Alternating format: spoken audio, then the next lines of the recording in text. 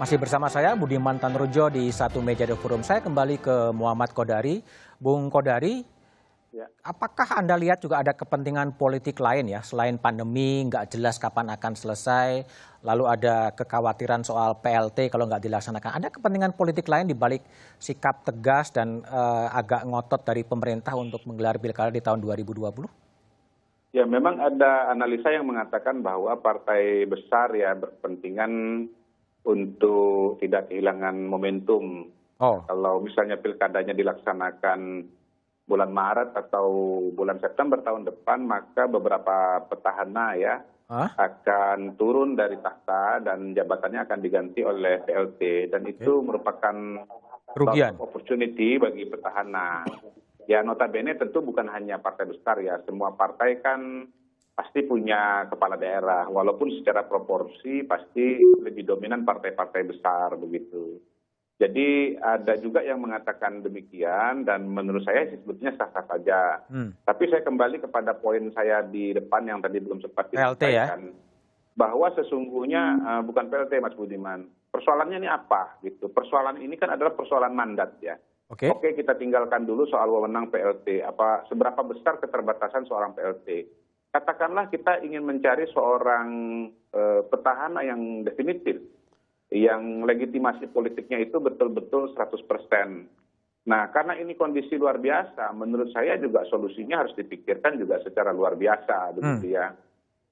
Kita bisa misalnya meniru pendekatan yang dilakukan oleh Kementerian Pendidikan Nasional berkaitan dengan sekolah, di mana wilayah hijau misalnya boleh parsial ya.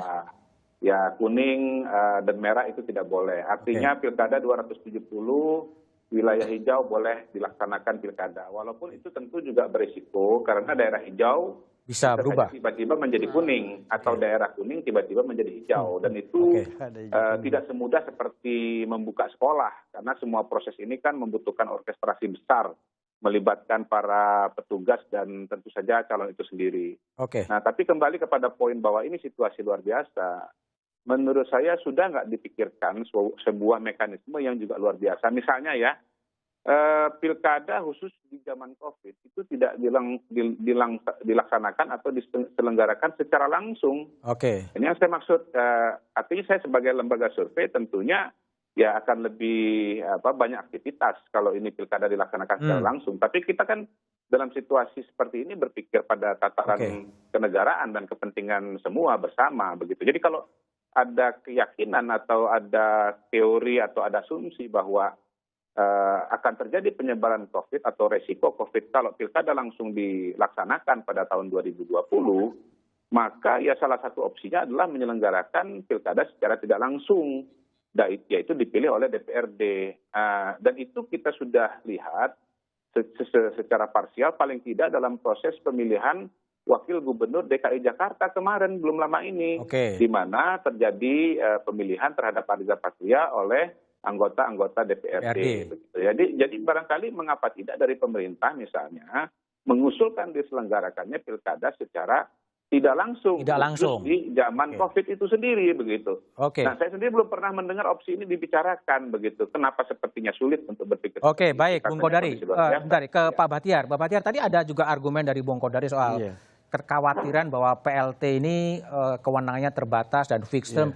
Apa sebetulnya kan nggak ada masalah. Tadi Makassar juga memang PLT cukup lama juga sebetulnya. Ya, Mas Budiman, tadi penjelasan awal saya itu tidak nyampe sebenarnya.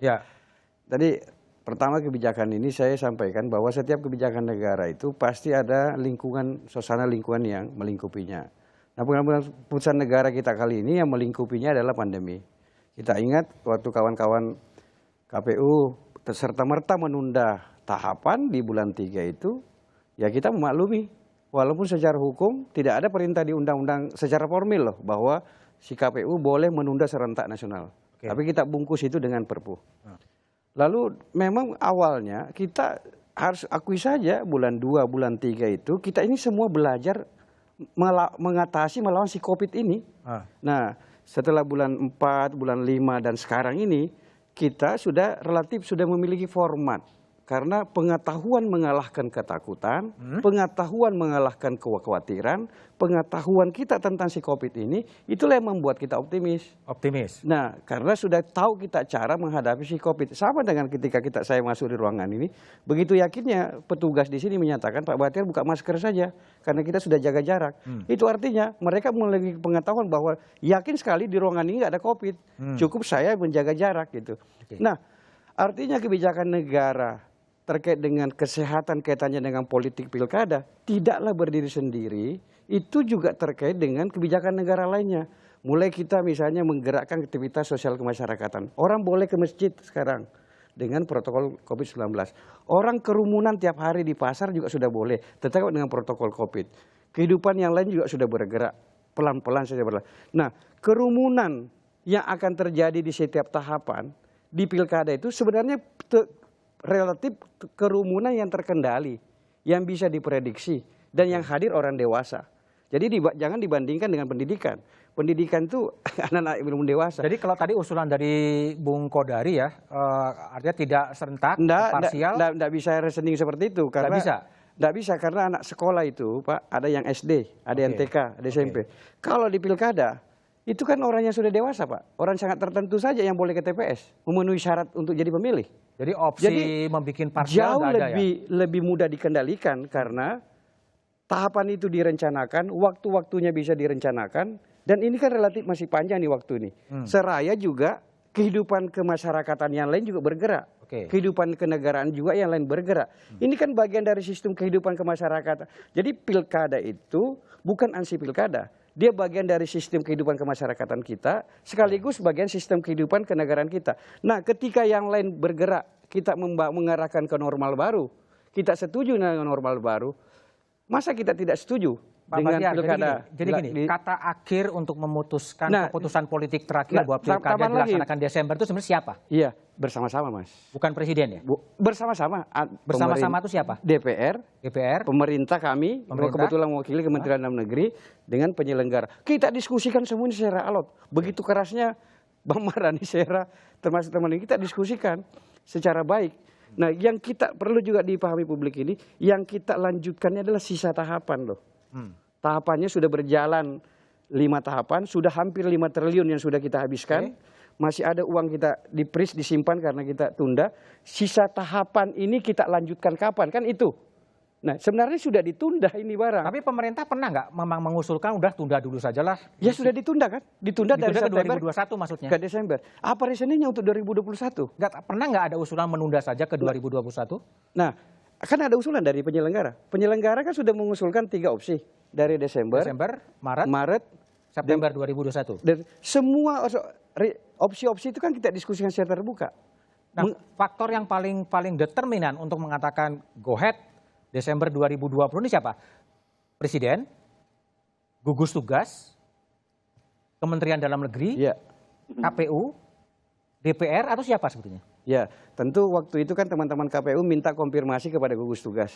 Apakah sistem penyelenggaraan negara khususnya pelaksanaan pilkada bisa dilanjutkan dengan protokol dengan kondisi pandemi? Nah, gugus tugas memang menjawab tertulis ya Mas ya kepada KPU, menjawab tertulis bahwa ini bisa dijalankan prinsipnya sepanjang seluruh syarat dan kondisi yang diminta oleh teman-teman penyelenggara khususnya terkait protokol kesehatan bisa dipenuhi. Baik. Jadi saya mau bilang begini, bahwa kebijakan ini bukanlah berdiri sendiri. Bukan berdiri sendiri. Dia kenormalan baru. Tapi ada yang menentukan di saat akhir. Kenormalan baru di bidang politik ini berkorelasi di kenormalan baru juga di bidang kehidupan sosial kebangsaan yang lain. Baik. Gitu. Bung Mardhani, jadi kalau di DPR pernah nggak sih sebetulnya pemerintah mengusulkan bahwa pilkada ini mundur aja ke 2021 lah? Waktu pertemuan pertama ketika teman-teman mengusulkan, 3 opsi terbuka. Desember, itu pemerintah. Maret, bersama pemerintah. Sebenarnya gini, pemerintah, DPR, KPU dari awal kita pada frekuensi yang sama. Ini tidak ada politisasi, ini tidak ada pemaksaan, tapi ini adalah bagaimana kita mempertimbangkan seluruh aspek. Keselamatan publik nomor 1, kualitas penyelenggaraan pemerintahan daerah nomor 2, nomor 3 tentu bagaimana kita mulai ketika pemerintah sudah punya gugus tugas, ya kita sesuai prosedur. kita rujuk gugus tugas. Tiga-tiganya gugus tugas. Gugus tugas ini kalau boleh dibilang penentu dengan keputusannya 29 Mei itu adalah hari terakhir darurat kesehatan dan sampai sekarang tidak diperbarui loh. Bud, nggak ada perbaruan untuk yang 29 Mei ini. Secara formal. Secara formal. Secara realitas sosiologis kan masih dalam kondisi darurat. Kan berhabis, kalau habis diperpanjang. Sampai sekarang gugus tugas tidak pernah memperpanjang bahwa setelah 29 Mei ada perpanjangan darurat bencana kesehatan nasional, tidak ada. Artinya kalau pendekatannya formal sekarang sudah tidak darurat kesehatan nasional gitu maksudnya? Kalau ikut gugus tugas yang menetapkan dalam pandangan saya. Meskipun realitas sosiologisnya masih darurat.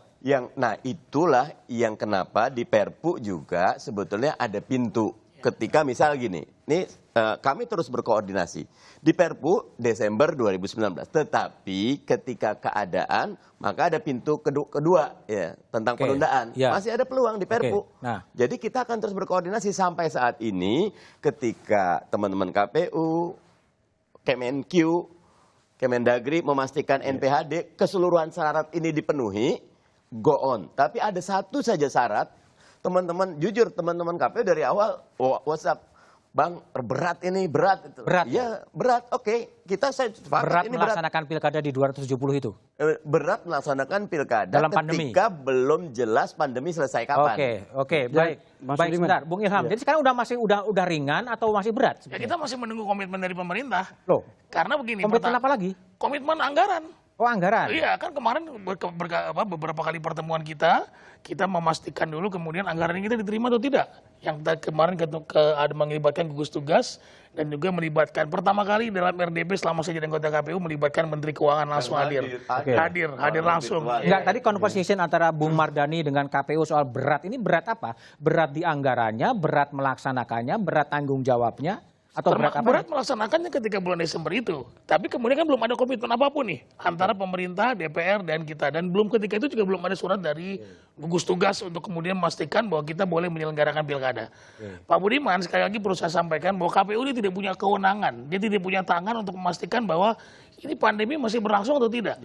Bisa nggak kita laksanakan kemudian pilkada di masa pandemi ini? Oke, jadi say terakhirnya pada gugus tugas. Gugus tugas. Ketika gugus tugas menyatakan bahwa go ahead pilkada, kami buat persyaratan lagi.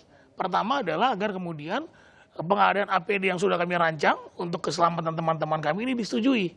Nah kemarin di RDP terakhir ada Kementerian Keuangan dan juga ada gugus tugas itu disetujui. Nah tapi sampai sekarang realisasinya belum ada nih Pak Mendagri, mohon maaf. Nah ini penting buat kami. Karena tahapan pertama yang akan kita lakukan adalah tahapan yang krusial, tahapan melakukan verifikasi faktual bagi para calon perseorangan, dukungan calon perseorangan. Nah, ini kan bisa door to door langsung, Pak. Sementara bagaimana dengan janji yang kemudian kita bisa mengadakan masker, mengadakan hand sanitizer, memberikan vitamin juga ya. Nah, itu belum ada jaminan. Oke, baik. Ke Mbak Titi Anggreni. Mbak Titi, jadi apa nih resiko yang bakal dihadapi ketika pilkada di era pandemi sementara KPU pun sebetulnya masih nunggu komitmen anggaran dari pemerintah? Ya, ini agak sulit ya Mas Budiman kalau ingin mengharapkan keyakinan dan juga optimisme masyarakat bahwa kita akan baik-baik saja begitu. Sementara KPU yang mestinya ini tahapan sudah berjalan, pelantikan TPS sudah dilakukan. Yang notabene secara faktual pelantikan dimulai itu bisa dikatakan tidak memiliki aturan yang pasti soal pengaturan pilkada di masa pandemi. Karena kenapa? Peraturan yang mengatur soal itu ternyata belum disahkan. Jadi hari ini yang kita punya itu hanya peraturan KPU tentang tahapan program dan jadwal. Yang lain-lainnya itu mengandalkan hanya soal surat edaran. Tadi anggaran yang katanya merupakan prasyarat salah satu yang paling utama dari KPU juga masih belum bisa dipastikan. Kan memang ada komitmen 4,7 triliun dan Menteri Keuangan sudah mengatakan 1,02 triliun itu akan segera dicairkan pada tahap pertama. Tapi hari ini pun itu kan belum bisa dipastikan oleh KPU. Jadi kalau mendengar pernyataan Pak Ilham tadi, ketika publik diajak untuk percaya bahwa kita akan bisa memiliki pilkada yang memproteksi mereka dari sisi keselamatan, kesehatan, mutu demokrasi, kualitas kerja penyelenggara, nampaknya itu sulit kita dapati dari pernyataan Pak Ilham. Selain memang kalau dilihat ini KPU ketegasannya dari waktu ke waktu itu makin berkurang begitu. Ketegasannya berkurang? Ketegasan KPU soal hal-hal yang dia minta untuk memastikan kualitas pilkada. Kenapa berkurang, Ti? Contoh, misalnya dulu, kita akan siap nih lanjut kalau PSBB-nya sudah berakhir. Ini Tangerang Selatan ini diperpanjang PSBB-nya. Lalu kemudian soal misalnya anggaran. Ternyata juga anggaran ketika tahapan sudah dimulai tidak kunjung juga dipastikan pencairannya. Lalu soal regulasi. Hari ini regulasi soal pilkada dengan protokol kesehatan itu belum ada.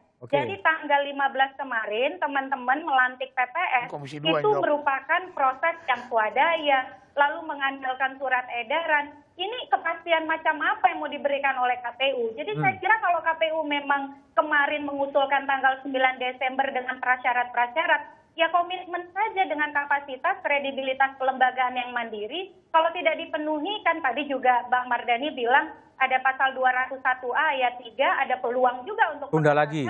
Kami nggak bisa ini. Kan yang disebutkan opsinya juga ada di 2021. Bukan kita mengatakan bahwa saya nggak setuju nih Bang Kodari, tumben-tumbenan lembaga survei bilang pemilihan oleh DPRD begitu ya. Mungkin nantangin aja gitu ya, kalau ingin menghindari COVID ya udah sekalian DPRD aja gitu. Jadi yang terakhir saya kira pilihan 2021 itu masuk akal. Karena kenapa Mas Budiman?